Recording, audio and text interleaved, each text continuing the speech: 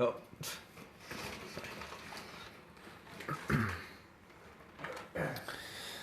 What's going on, everybody? Hope you all had a wonderful Christmas. Hope you're having a wonderful holiday season. And you're wrapping up 2015 with a bang. We just got a whole bunch of snow here in Wisconsin 2 nights ago. Thankfully, I'm not outside. I'm in the office. And something I was thinking about, we took about a week off over Christmas, and there was a concept that I was thinking about that I want to share with all of you. Hey, what's up, Stefano? And this is really important, and I by the way, I've been sick, so if I have some issues coughing, I apologize. So, okay. So there's this documentary on Netflix called Jiro Dreams of Sushi. It's a documentary about this sushi master in Japan who I believe is in his 80s, maybe even close to 90 years old now. Again, it's called Jiro Dreams of Sushi. That's Jiro. What's up, Randy? Hey, John. If you love sushi, you should watch this documentary. If you love the process of trying to master something and become as good as humanly possible at a skill, then also watch this documentary.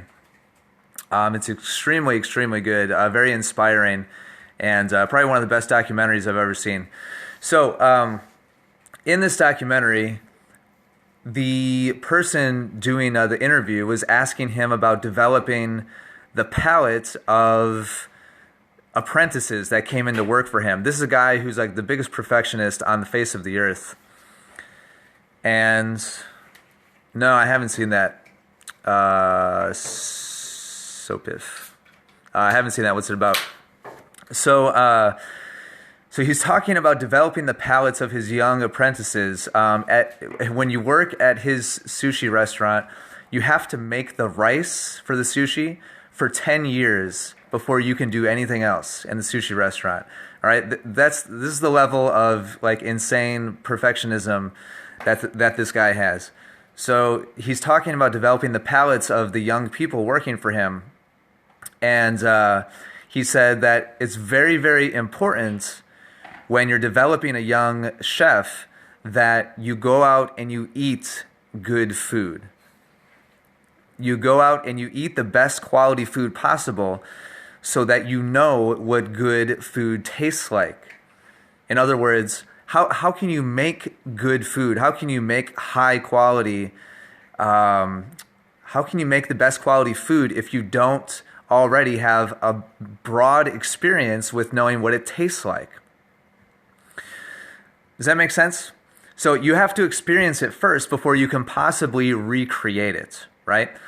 So this is a really important lesson and something that I started thinking, all right, so what's the yeah, exactly. Know your craft. And if you can't taste it yourself and say, wow, that needs a little bit, it's missing a little something, or man, I nailed that, I know it's perfect.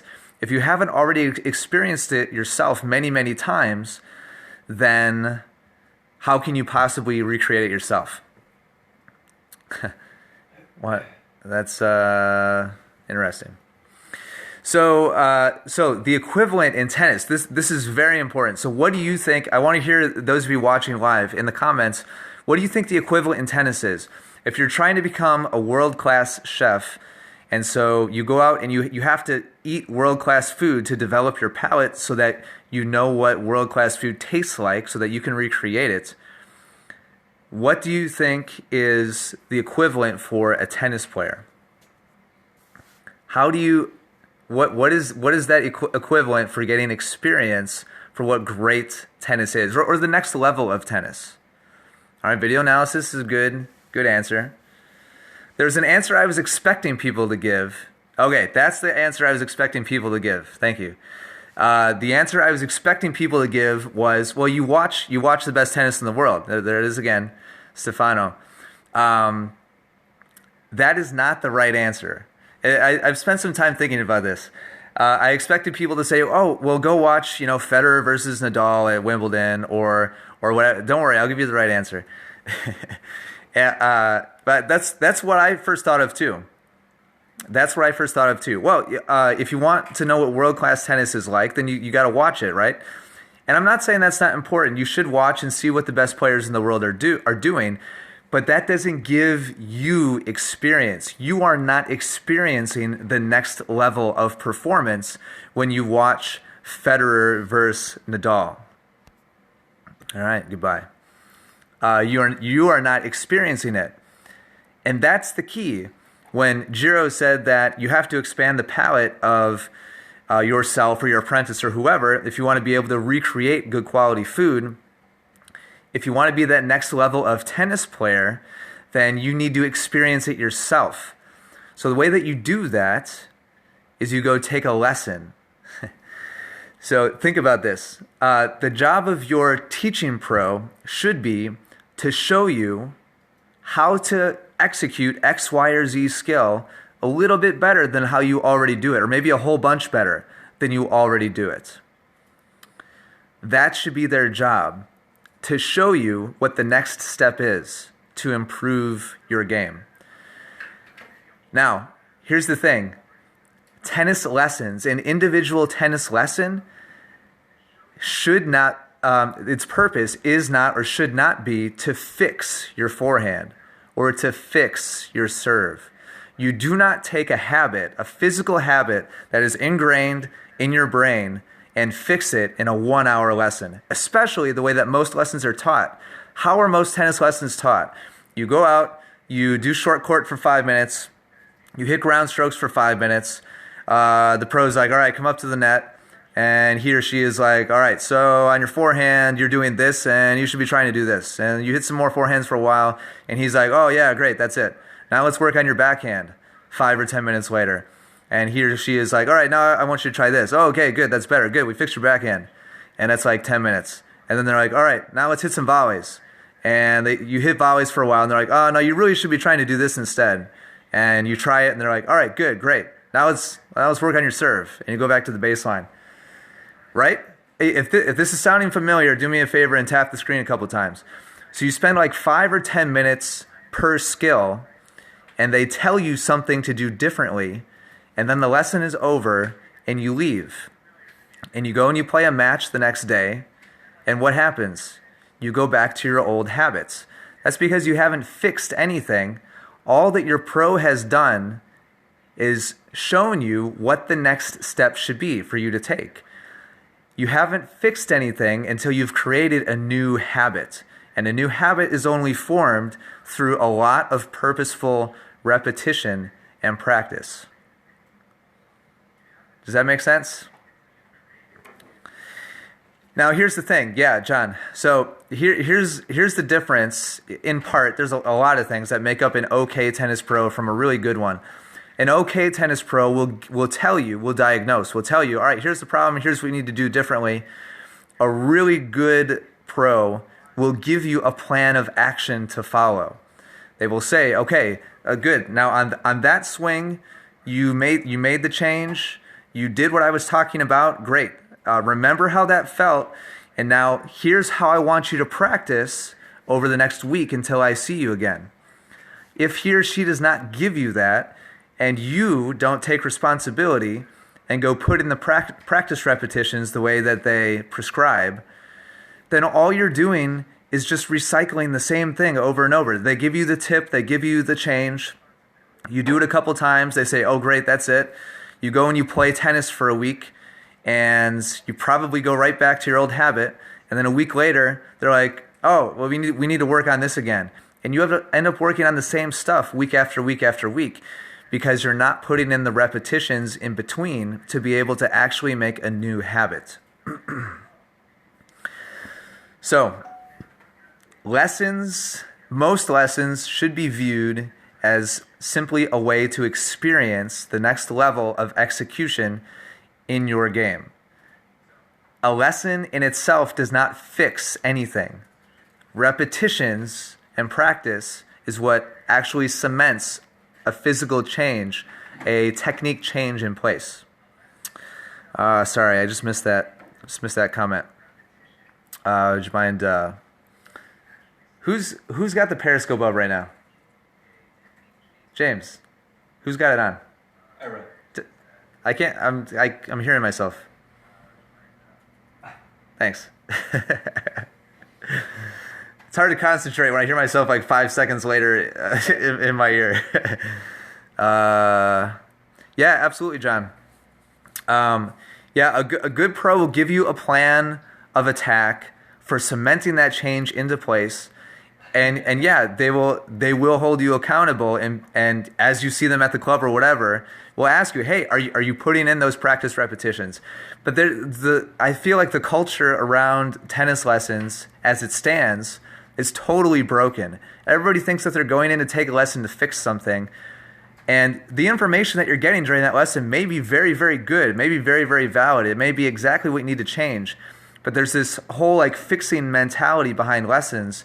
And you're not fixing anything. You might put in some great practice time during that hour, but it's not going to fix your problem. You have to put in the repetitions.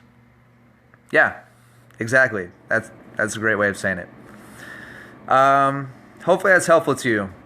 I feel like the tennis lesson industry needs to shift their focus because it's just not realistic. It's not the way the body works. You don't load in a new forehand or new serve program and boom, you just have it. We all know this because we've experienced trying to make a change and continuing to revert back to our old habit. We all know this from experience, and yet I feel like 90% of tennis students are going in, taking one-off lessons, thinking they have something fixed, and it's just this cycle, this merry-go-round of paying for. Yeah, I do dream of better tennis lessons. Paying for the same advice over and over and over again. It's kind of insanity. All right. If that's helpful to you, do me a favor, tap the screen a couple times. Thanks for putting up with my weak voice. Thank you for watching today. Thank you for the hearts. I hope you have a wonderful new year. Yeah, absolutely. Happy New Year, John. Yeah, ball machine, amazing tool, very underutilized at every facility that I've ever worked at. It's like just the one weird guy or a gal, uses the ball machine. The person who takes it a little too seriously, and nobody else ever touches it. Yeah, once you know what the change is, if you don't put in the repetitions, John, if you don't put in the repetitions, you will not have a new habit. The ball machine is huge for that. Awesome. I'm trying to build an audience of weird tennis players. I want as many of you weird players as possible who go out and do the things that nobody else is willing to do to make improvements. All right, with that, I'm going to sign off.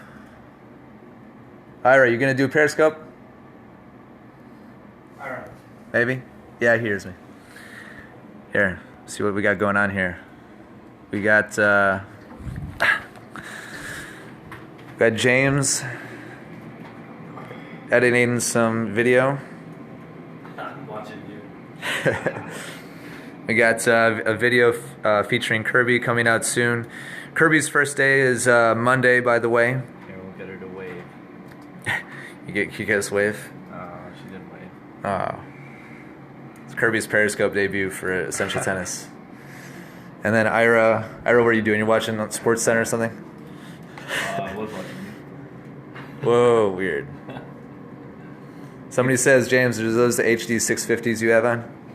600. That are the HD 600s. Yeah. We got apparently a headphone Nice. connoisseur. Why don't you show them here? I bet you don't have these. Those are a little crazy. Oh, weird. Ira, what are you working on? Well, I was posting this to the Facebook. Oh, nice. Oh, nice. Weird. Thanks. All right. And I am working on, some academy. I'm working on some academy stuff for a promotion that we have coming up soon. All right, with that, I'm going to sign off. Thanks for watching, everybody. Take care. And if I don't talk to you again before Friday, Happy New Year. Take care.